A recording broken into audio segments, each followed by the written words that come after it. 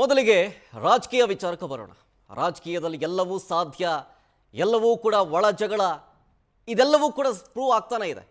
ಇದರ ಮಧ್ಯದಲ್ಲಿ ಈಗ ಸಿಎಂ ಸಿದ್ದರಾಮಯ್ಯನವರು ಒಂದು ಅಚ್ಚರಿಯ ಹೇಳಿಕೆಯನ್ನ ಕೊಟ್ಟಿದ್ದಾರೆ. ನಾನು ಈಗ ರಾಜಕೀಯದ ಕೊನೆಗಾಲದಲ್ಲಿದ್ದೀನಿ. ಈ ಹೇಳಿಕೆ ಕೊಟ್ಟಿದ್ದು ಸ್ವತಃ ಸಿಎಂ ಸಿದ್ದರಾಮಯ್ಯನವರೇ ಚಾಮರಾಜನಗರದಲ್ಲಿ.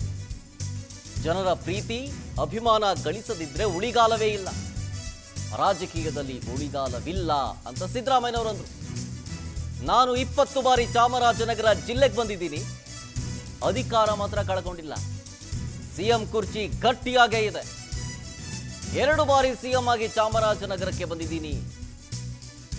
ಚಾಮರಾಜನಗರಕ್ಕೆ ಬಂದು ಜಿಲ್ಲೆ ಘೋಷಣೆ ಮಾಡಿದ್ವಿ ನಾವು. ಹೀಗಂತ ಸಿಎಂ ಸಿದ್ದರಾಮಯ್ಯನವರು ಚಾಮರಾಜನಗರದಲ್ಲಿ ಹೇಳಿಕೆಯನ್ನು ಕೊಟ್ಟಿರೋದು. ನಾನು ರಾಚಯ್ಯನವರು ಇಲ್ಲಿ ಬಂದು ಚಾಮರಾಜನಗರದಲ್ಲಿ ಉದ್ಘಾಟನೆ ಮಾಡಿದವು ಹೊಸ ಜಿಲ್ಲೆಯನ್ನ. ನಾನು ಮಂತ್ರಿ ಕೆಲಸ ಹೋಗಲೇ ಇಲ್ಲ. ನಾನು 2 ಸಾರಿ ಮುಖ್ಯಮಂತ್ರಿ ಆದೆ. ರಾಚಯ್ಯನವರ ರಾಜಕೀಯದ ಕೊನೆಗಾಲ. ರಾಚಯ್ಯನವರು ಕೂಡ ನಂಬ್ತಾ ಇರಲಿಲ್ಲ ಈ ಮೌಢ್ಯಗಳು, ನಾನು ನಂಬ್ತಾ ಇರಲಿಲ್ಲ. ಹಾಗಾಗಿ ನಾವು ಚಾಮರಾಜನಗರಕ್ಕೆ ಹೋಗ್ಬೇಕು, ಹೊಸ ಜಿಲ್ಲೆಯನ್ನ ಚಾಮರಾಜನಗರದಲ್ಲೇ ಘೋಷಣೆ ಮಾಡಬೇಕು ಅಂತೇಳಿ ನಾವು ಘೋಷಣೆ ಮಾಡಿದ್ವಿ. ನಾನು ರಾಚಯ್ಯನವರು ನಿಮ್ಮ ತಂದೆಯವರು, ನೀನು ಇದ್ದೆ.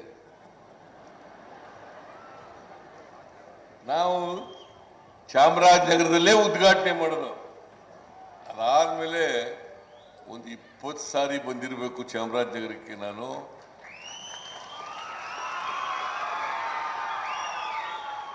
ಮುಖ್ಯಮಂತ್ರಿ ಸ್ಥಾನ ಹೋಗೋದ್ರ ಬದಲು ಅದು ಇನ್ನೂ ಗಟ್ಟಿಯಾಯಿತು. 2ನೇ ಬಾರಿನೇ ಮುಖ್ಯಮಂತ್ರಿ ಆದೆ. ಹೌದಾ? ನೋಡ, ನೀನು ಹೇಳ್ತಾ ಇದ್ದೀಯ. ನಾನು ಈಗ ರಾಜಕೀಯ ಕೊನೆಗಾಲದಲ್ಲಿದ್ದೀನಯ್ಯ. ಅದೇನೇ ಇರಲಿ, ಜನಗಳ ಅಭಿಮಾನ ಪ್ರೀತಿ ಇದೆಯಲ್ಲ, ಅದು ಬಹಳ ಮುಖ್ಯ. ಯಾರು ಕೂಡ ಜನಗಳ ಪ್ರೀತಿಯ ಅಭಿಮಾನವನ್ನ ಗಳಿಸದೆ ಹೋದ್ರೆ ರಾಜಕೀಯದಲ್ಲಿ ಉಳಿಲಿಕ್ಕೆ ಸಾಧ್ಯ ಇಲ್ಲ.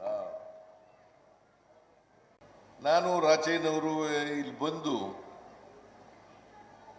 ಚಾಮರಾಜನಗರದಲ್ಲಿ ಉದ್ಘಾಟನೆ ಮಾಡಿದವು ಹೊಸ ಜಿಲ್ಲೆಯನ್ನ. ನಾನು ಮಂತ್ರಿ ಕೆಲಸ ಹೋಗಲೇ ಇಲ್ಲ. ನಾನು 2 ಸಾರಿ ಮುಖ್ಯಮಂತ್ರಿ ಆದೆ. ರಾಚಯ್ಯನವರ ರಾಜಕೀಯದ ಕೊನೆಗಾಲ.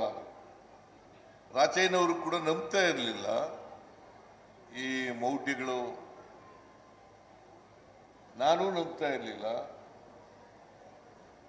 ಹಾಗಾಗಿ ನಾವು ಚಾಮರಾಜನಗರಕ್ಕೆ ಹೋಗ್ಬೇಕು, ಹೊಸ ಜಿಲ್ಲೆಯನ್ನ ಚಾಮರಾಜನಗರದಲ್ಲೇ ಘೋಷಣೆ ಮಾಡಬೇಕು ಅಂತೇಳಿ ನಾವು ಘೋಷಣೆ ಮಾಡಿದ್ವಿ.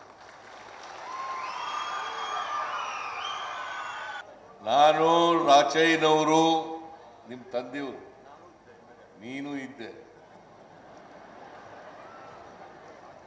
ನಾವು ಚಾಮರಾಜನಗರದಲ್ಲೇ ಉದ್ಘಾಟನೆ ಮಾಡೋದು. ಅದಾದ್ಮೇಲೆ ಒಂದು 20 ಸಾರಿ ಬಂದಿರಬೇಕು ಚಾಮರಾಜನಗರಕ್ಕೆ. ನಾನು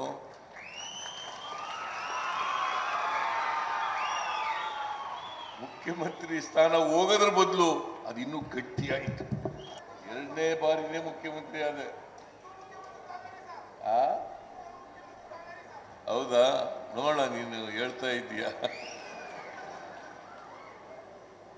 ನಾನು ಈಗ ರಾಜಕೀಯ ಕೊನೆಗಾಲದಲ್ಲಿದ್ದೀನಯ್ಯ. ಅದೇನೇ